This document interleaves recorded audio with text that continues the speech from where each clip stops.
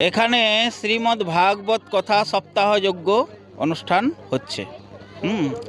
কোন জায়গায়? এটা হচ্ছে ডাহুকা গ্রাম, হরিপুরের সন্নিকটে।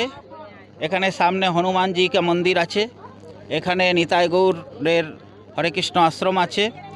এটা সোনপুর গ্রাম এবং এটা ডাহুকা গ্রাম মধ্যস্থানে। ডাহুকা গ্রামের মধ্যে আমাদের এখানে শ্রীমদ্ ভাগবত সপ্তাহ জ্ঞানযজ্ঞ অনুষ্ঠান আজ থেকে শুরু হতে চলেছে। আজকে আমাদের এখনই কলস যাত্রা হয়ে গেল। কলস যাত্রার পরে এখন যারা কলস যাত্রা করেছে তারা এখানে সবাই প্রসাদ পাবে এবং শ্রীমদ্ ভাগবতের পূজা পাঠ হবে। আমাদের এই পণ্ডিতজি চিত্রকূট থেকে এসেছেন, উত্তরপ্রদেশ, বর্তমানে বৃন্দাবনেই থাকে। আমরা সবাই ব্রজবাসী বৃন্দাবন থেকে এসেছি এবং আমাদের সঙ্গী সাথীরাও ব্রজের থেকে এসেছে।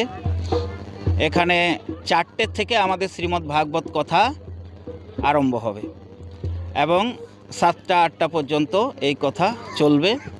প্রথম দিনে আমাদের শ্রীমদ্ ভাগবতের মহিমা বা মাহাত্ম্য পাঠ হবে এবং দ্বিতীয় দিন থেকে আমাদের শ্রীমদ্ ভাগবতের প্রথম স্কন্ধ থেকে শুরু করে দ্বাদশ স্কন্ধ পর্যন্ত বা 12 স্কন্ধ পর্যন্ত আমাদের এই 7 দিনে শ্রীমদ্ ভাগবত কথা শ্রবণ করানো হবে।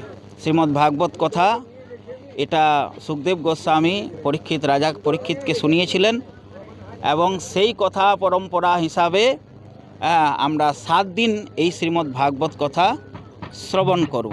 আর ভাগবত ধর্ম মানেই হচ্ছে ভক্তি, জ্ঞান, বৈরাগ্য, এই 3টে নিয়ে হচ্ছে ভাগবত। আর এবং আমাদের সনাতন ধর্ম এই শাশ্বত সনাতনের একটাই পরিভাষা বলা যায় যে সমুদ্রের থেকে যদি 2 বালতি জল দেওয়া হয় তো সেই সমুদ্র জল কখনো বেড়ে যায় না, আর সমুদ্র থেকে যদি 2 বালতি জল নেওয়া হয় তাই সমুদ্র কমে যায় না।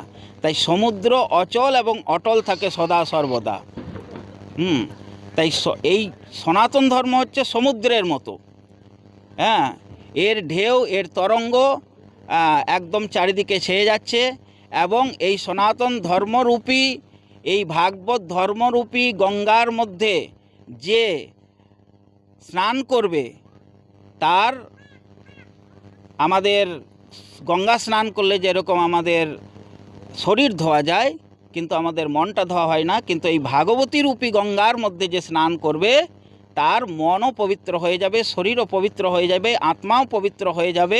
সোনপুর গ্রামেরই আমার জন্ম, কিন্তু আমি বর্তমানে ব্রজে থাকি।